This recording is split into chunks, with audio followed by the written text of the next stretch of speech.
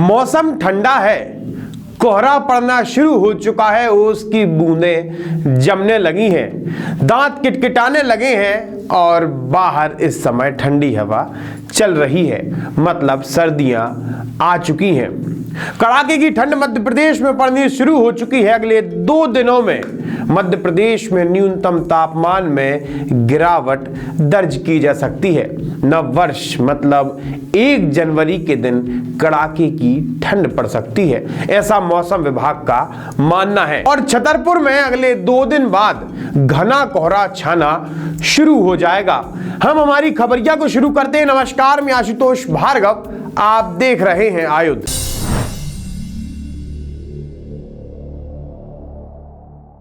आयुध की इस खास पेशकश खबरिया में आज हम आपको बताएंगे कि मध्य प्रदेश शासन ने मध्य प्रदेश के गुमनाम आईएएस को किया निलंबित। मध्य प्रदेश में संविदा चिकित्सा कर्मियों को मिल रहा है अलग अलग आश्वासन। जानिए कब तक चलेगा आंदोलन, और आखिर में कांग्रेस पार्टी के दिग्गज नेता लक्ष्मण सिंह ने क्यों उठाया कांग्रेस पार्टी पर ही सवाल। आईएएस बनना लगभग सभी का सपना होता है। साल भर में लगभग 150 लोग आईएएस की परीक्षा में सफलतापूर्वक पास होते हैं। ये आंकड़ा मैं पूरे देश का बता रहा हूं, तो आप समझ सकते हैं कि आईएएस कितनी बड़ी चीज है। सरल शब्दों में कहा जाए तो कलेक्टर बनते हैं तो रुतबा देखिए कलेक्टर का एक अलग ही होता है। लेकिन मध्य प्रदेश सरकार ने मध्य प्रदेश के एक आईएएस अधिकारी को बर्खास्त कर दिया है। असल में 2015 बैच की आईएएस अधिकारी रानी बंसल, जो कि लगभग 3 सालों से गुमशुदा हैं। सरकार द्वारा कई सारे लेटर्स उनके घर पर भेजे गए, उनके पास लेटर्स भेजे गए, लेकिन उन लेटर्स का कोई भी उत्तर नहीं मिला। लगभग 3 साल से रानी बंसल का कोई अता पता नहीं था, जिसके बाद प्रशासन को ये कदम उठाने पड़े। असल में 2017 में रानी बंसल के ऊपर एक मामले को लेकर इंक्वायरी बिठा ली गई थी। उसके बाद 2019 में रानी बंसल देवास जिले में एसडीएम पदस्थ थी। 2019 के बाद लगातार सरकार प्रशासन जांच में लगी है कि रानी बंसल आखिर है कहां। जब सारे प्रयास असफल रहे, उसके बाद रानी बंसल को नौकरी से बर्खास्त करना पड़ा। इससे पूर्व में रानी बंसल इंजीनियर थी। महीने का 5 लाख रुपए का पैकेज मिला था, एक प्राइवेट नौकरी में उनकी जॉब लगी थी। लेकिन उनका सपना था कि वो कलेक्टर बनेंगी और आईएएस की परीक्षा उन्होंने पास भी की। लेकिन हाल फिलहाल में रानी बंसल का कोई अता पता नहीं है। मध्य प्रदेश में चिकित्सा स्वास्थ्य संविदा कर्मचारियों का आज 16वां दिन है जब से वो आंदोलन पर बैठे हुए हैं। उनकी लगातार मांग है कि सरकार द्वारा हमें परमानेंट किया जाए, और जो लोगों को कोरोना में उन्होंने सेवा के लिए बुलाया था, कोरोना के समय उन्होंने नौकरी दी थी और उनको बाहर निकाल दिया गया है, उन्हें पुनः वापस लाकर ज्वाइनिंग दी जाए। लगातार कई प्रयास कर रहे हैं, कई प्रयास सफल हो रहे हैं, कई प्रयास असफल हो रहे हैं। जैसे कि नीमच जिले में संविदा चिकित्सा कर्मचारी अपना अब सर मुंडवा रहे हैं, तो वहीं उज्जैन में संविदा स्वास्थ्य कर्मियों ने केंद्रीय मंत्री ज्योतिरादित्य सिंधिया का काफिला रोका और उनसे चर्चा की है, जिसके बाद ज्योतिरादित्य सिंधिया ने उन सारे स्वास्थ्य कर्मियों को आश्वासन दिया है कि वो मुख्यमंत्री शिवराज सिंह चौहान से बात करेंगे। तो वहीं मध्य प्रदेश की राजधानी भोपाल में चिकित्सा स्वास्थ्य कर्मचारी जो हैं, उन्होंने सरकार के और अपने डिपार्टमेंट के जितने भी आश्वासन पत्र थे, उन्हें आज आग लगा दी है और आगे स्वास्थ्य कर्मी आमरण अनशन की धमकी दे रहे हैं। देखिए, आज 16वें दिवस हमने शासन के जो आश्वासन हैं, जो आश्वासन दिए उनकी होली जलाई है, चाहे वो माननीय मुख्यमंत्री जी का हो, चाहे डायरेक्टरेट लेवल से हो, और हमारी कई दौर की बातचीत एसीएस लेवल तक की हो चुकी है। लेकिन वो यही एक ही बात बोलते हैं, तो पहले आप स्ट्राइक को समाप्त करें, उसके बाद पे हम बात करेंगे।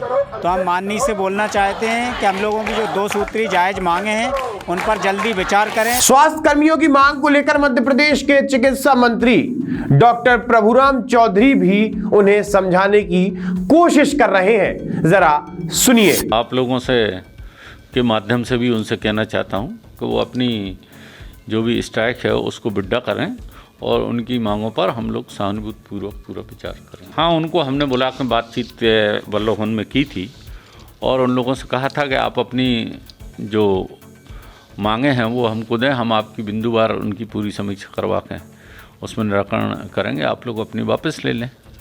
वो वापस आपके माध्यम से भी कहना चाहता हूँ कि वो अपने इस टैग को वापस लें और उनसे बातचीत करके उनका सबका निराकरण करें। अगर मध्य प्रदेश की स्वास्थ्य व्यवस्था की बात की जाए तो पूरी तरह से चरमराई हुई है। छोटे छोटे उप स्वास्थ्य केंद्र, प्राथमिक केंद्रों में स्टाफ नदारत है, जिसकी वजह से छोटे छोटे बच्चों को टीकाकरण की सेवा उपलब्ध नहीं हो पा रही है, लोगों की ड्रेसिंग समय पर नहीं हो पा रही है, लोगों का इलाज समय पर नहीं हो रहा है। हमने हमारी पुरानी रिपोर्ट में दिखाया था कि मध्य प्रदेश के ग्रामीण अंचलों में और शहरी क्षेत्रों में लोगों की इस हड़ताल की वजह से जान तक चली गई है, जिसको लेकर के सरकार के चेहरे पर शिकन तो नजर आ रही है, लेकिन उस शिकन को मिटाने का कोई उपाय ढूंढ नहीं पा रहे हैं। बात करते हैं राजनीति की।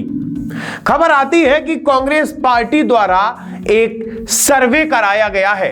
उस सर्वे में साफ तौर पर यह निकल कर आया है कि मध्य प्रदेश के कांग्रेस पार्टी के पूर्व मंत्री लगभग 17 लोग अच्छे से बहुमत से जीत सकते हैं। इसी के साथ ही लगभग 20 विधायकों की स्थिति भी उम्दा है, मतलब 37 लोगों के फेवर में ये सर्वे आया है। इसको लेकर कि कांग्रेस पार्टी खुश थी, लेकिन इस खुशी के बीच ही कांग्रेस पार्टी के दिग्गज नेता और दिग्विजय सिंह के छोटे भाई लक्ष्मण सिंह ने ट्वीट कर कांग्रेस नेताओं की जान हलक में ला दी है। असल में कांग्रेस पार्टी के दिग्गज नेता लक्ष्मण सिंह ने अपना ट्वीट करते हुए कहा है कि मात्र 37 लोगों की जीत से क्या होगा, क्या भारत जोड़ो यात्रा का मध्य प्रदेश में कोई प्रभाव नहीं पड़ा है? शीर्ष नेतृत्व को विचार करने की आवश्यकता है। जैसे ही उनका ये ट्वीट वायरल हुआ, मध्य प्रदेश की मीडिया में कांग्रेस पार्टी छाने लगी, साथ ही छाने लगा लक्ष्मण सिंह का ये ट्वीट। कई सारी बहस हुई, कई सारे आर्टिकल्स आज के अखबारों में सामने हैं, जिसके बाद कांग्रेस पार्टी के ही समन्वयक का ये कहना है कि साहब, हमने तो किसी भी प्रकार का कोई सर्वे करवाया ही नहीं है, ये सर्वे रिपोर्ट कहां से आई है इसका कोई अता पता नहीं है। जिसके बाद माहौल गरमा गया है और ये समझ में नहीं आता कि ये जो रिपोर्ट है, ये जो सर्वे है, वो किसके द्वारा कराया गया था। पहली बात तो ये है कि जो आपने कहा, कांग्रेस पार्टी का कोई सर्वे नहीं है। कांग्रेस पार्टी की ओर से अधिकृत रूप से किसी भी माननीय विधायक के बारे में, या कौन विधायक उस संबंध में जीत रहा है, हार रहा है, या कौन कमजोर है, इस तरह का कोई सर्वे नहीं है, न अधिकृत है न घोषित है। तो सर्वे के बारे में जो ये आंकड़े चल रहे हैं या जो कहे जा रहे हैं, इसके कोई अधिकृत प्रमाण नहीं है। कल मध्य प्रदेश में कांग्रेस पार्टी का यह मुद्दा गरमाया रहा। लोग कांग्रेस पार्टी के सर्वे को असलियत समझ बैठे और आज कांग्रेस पार्टी ने अपने इस सर्वे से अपना पल्ला झड़ा लिया है। अब देखना यह है कि आगे भी कांग्रेस पार्टी का अगर कोई सर्वे आता है और अगर कोई उस सर्वे पर प्रश्न चिन्ह खड़ा करता है, तो फिर से कांग्रेस पार्टी यही कह सकती है कि साहब, हमने तो किसी भी प्रकार का सर्वे कराया ही नहीं है, ना जाने ये रिपोर्ट कहां से आ गई। आप हमारे साथ जुड़े रहिए, देखते रहिए खबरिया। आप हमारे चैनल को सब्सक्राइब कर सकते हैं। हम फेसबुक, इंस्टाग्राम और ट्विटर हर जगह मौजूद हैं। आपका बहुत बहुत धन्यवाद।